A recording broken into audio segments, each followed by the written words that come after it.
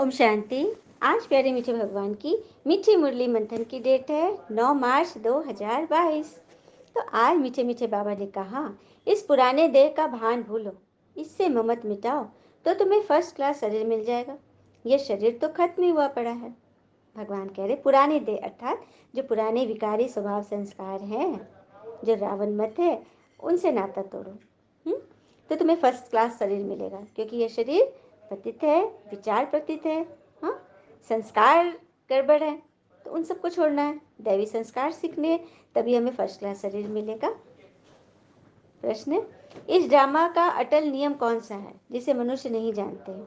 तो अब ज्ञान है तो भक्ति नहीं, और जब भक्ति है तो ज्ञान नहीं। जब पावन दुनिया है तो कोई भी पतित नहीं, और जब पतित दुनिया तो कोई भी पावन नहीं। यह है ड्रामा का अटल नियम। तो कहने की बात है, जहाँ दिन है वहाँ रात नहीं, और जहाँ रात है वहाँ दिन नहीं। पावन दुनिया में कोई पतित नहीं होते, और पतित दुनिया में कोई पावन नहीं।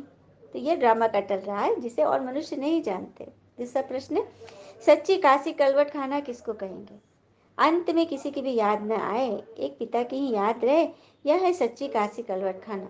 काशी कलवट अर्थात बनारस में भक्तजन शिव की याद में एक हथियारों से भरा हुआ कुआं या कुछ भी कहो, उस पर कूद जाते थे कि शिव के नाम पर हम शरीर त्याग कर रहे हैं। तो बाबा कहते हैं वो झूठी काशी कलवट है। सच्ची काशी कलवट है कि अपनी आत्मा आत्मा को ज्ञान स्नान कराओ, आत्मा से बलिहार जाओ, हाँ, अपने आप को समर्पण करो विचारों से। यह है सच्ची काशी कलवट। तभी पास विद ऑनर हो जाएंगे, जिसमें जरा भी सजा नहीं मिलेगी। गीते, दर पर आए हैं कसम ले। ओम शांति।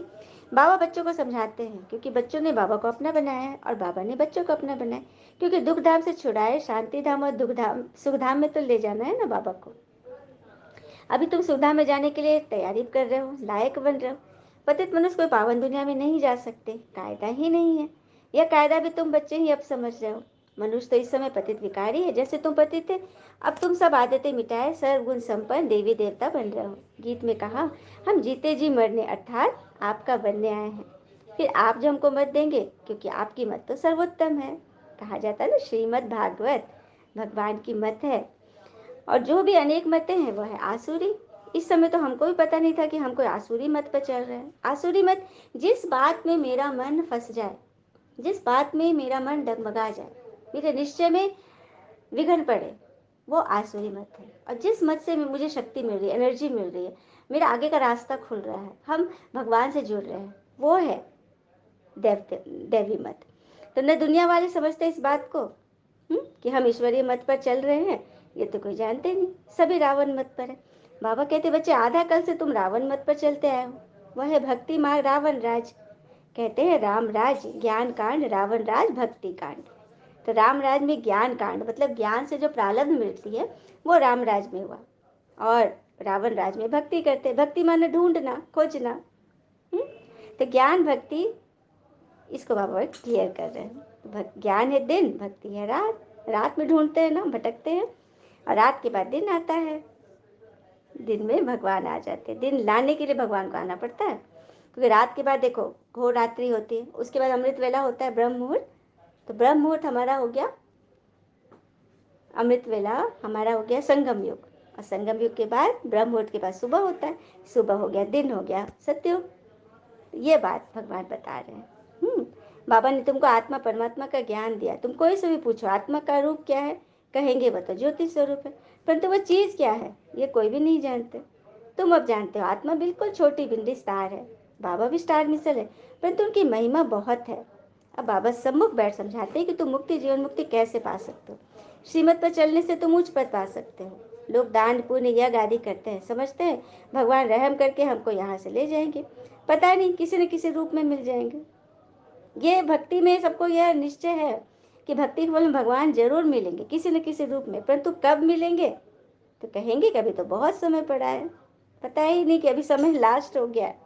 मनुष्य बिल्कुल अंधियारे में है, तुम अभी सोचरे में हो, तो तुम्हें सबको सोचरे में लाना है।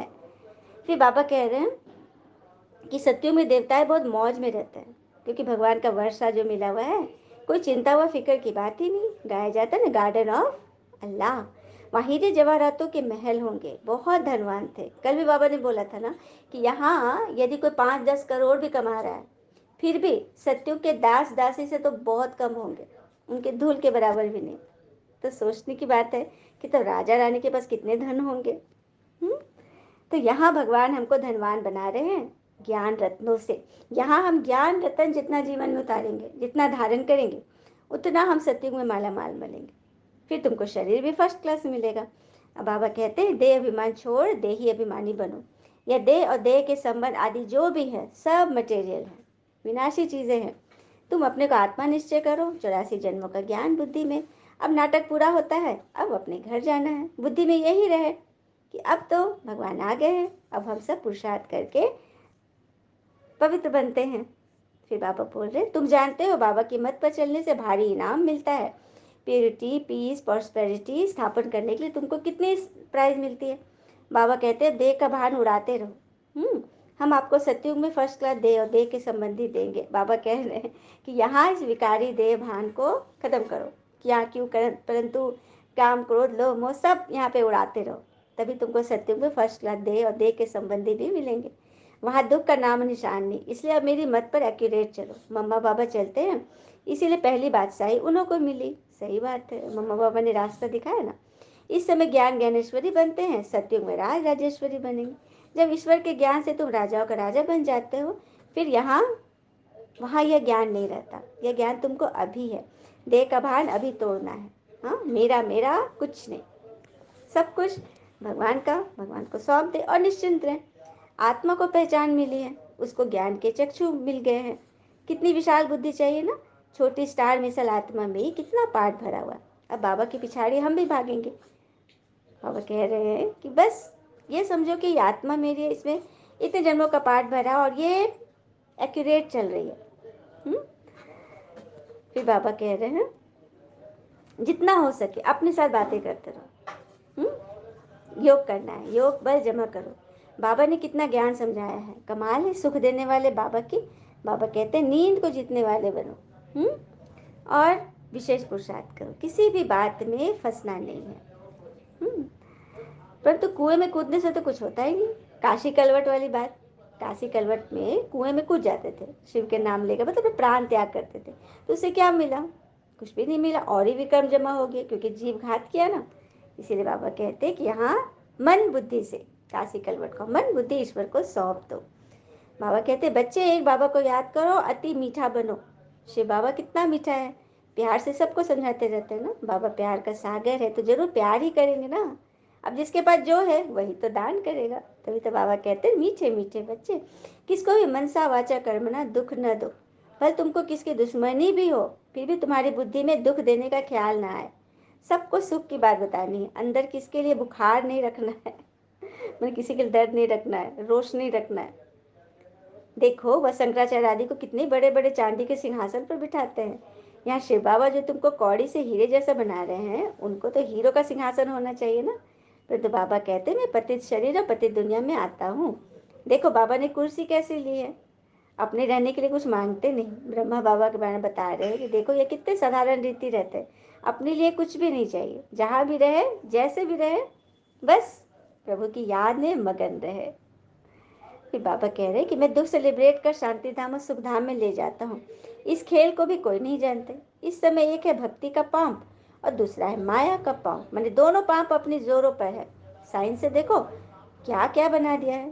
मनुष्य समझते हैं कि हम स्वर्ग में बैठे हैं, क्योंकि सब कुछ उनके रीच में है, सारे पैसे हैं, सारे सुख सुविधाएं हैं, तो उनको लगता है कि हम स्वर्ग में बैठे हैं। बाबा कहते हैं ये साइंस का पांप है, ये सब गए कि गए।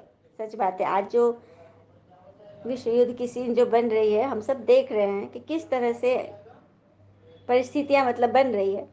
तो बाबा ने कहा ना कि साइंस का पांप है, ये सब अब गया कि गया। इतने सब बड़े बड़े मकान आदि सब गिरेंगे। फिर यह साइंस सतयुग में तुम्हारे सुख के काम आएंगे।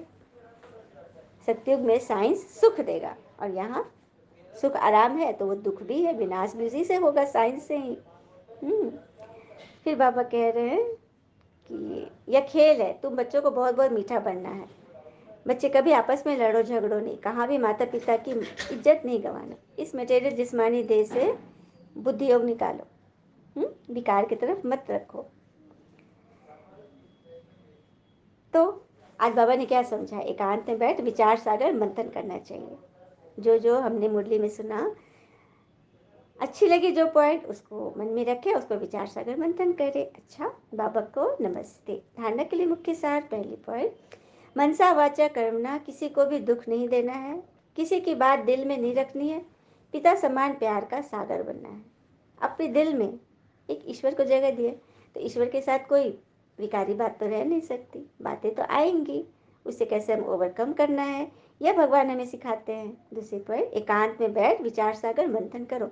मंथन कर फिर प्रेम से समझाना है, बाबा की सर्विस में मददगार बनना है। वरदान है, अपने चेहरे और चलन से रूहानी रॉयल्टी का अनुभव कराने वाले संपूर्ण पवित्र भव। अपने चेहरे और चलन से रूहानी रॉयल्टी का अनुभव कराने वाले संपूर्ण पवित्र भव। तो रूहानी रॉयल्टी का फाउंडेशन संपूर्ण पवित्रता है। संपूर्ण प्योरिटी ही रॉयल्टी है। इस रूहानी रॉयल्टी की झलक पवित्र आत्मा के स्वरूप में दिखाई देगी। तो रूहानी रॉयल्टी क्या है? आपके चेहरे और चलन से इतनी आत्मीयता, इतनी सौम्यता, इतने व्यवहार कुशल आप दिखो, ज्ञान से भरपूर रहो, हाँ, शांत गंभीर रूहानियत हो, रमणीकता हो, लेकिन रूहानियत वाली। तो यह चमक कभी छिप नहीं सकती। कोई कितना भी स्वयं को गुप्त रखे, लेकिन उनके बोल, उनका संबंध, संपर्क, रूहानी व्यवहार का प्रभाव प्रत्यक्ष करेगा। तो हर एक नॉलेज के दर्पण में देखो कि मेरे चेहरे पर चलन में वो रॉयल्टी दिखाई देती है। आज जब दर्पण में देखने जाते हैं माताएं बहनें, कोई भी, तो क्या देखते हैं? मेरा बाल ठीक है, मेरी बिंदी ठीक है, मेरा मेकअप ठीक है, मेरे जेवर ठीक है, हाँ। तो ये तो होगी स्थूल बात, लेकिन बाबा किस चीज़ को देखने के लिए कह रहे हैं? दर्पण में यह देखो, नॉलेज के दर्पण में, कि मेरे चेहरे पर चलन में रॉयल्टी दिखाई दे रही है, मेरी आंखों में दिव्यता है, वह साधारण चेहरा है, साधारण चलन है, इसको चेक करो और चेंज करते चलो। स्लोगन, सदा परमात्मा पालना के अंदर रहना ही भाग्यवान बनना है। सदा परमात्मा पालना के अंदर कौन रहेगा? जो ज्ञान को अच्छी रीति सुनेगा, जीवन में उतारेगा, धारण करेगा, खुश रहेगा, खुशी फैलाएगा, मनसा वाचा कर्मणा, किसी को दुख नहीं देगा, किसी की बात दिल में नहीं रखेगी।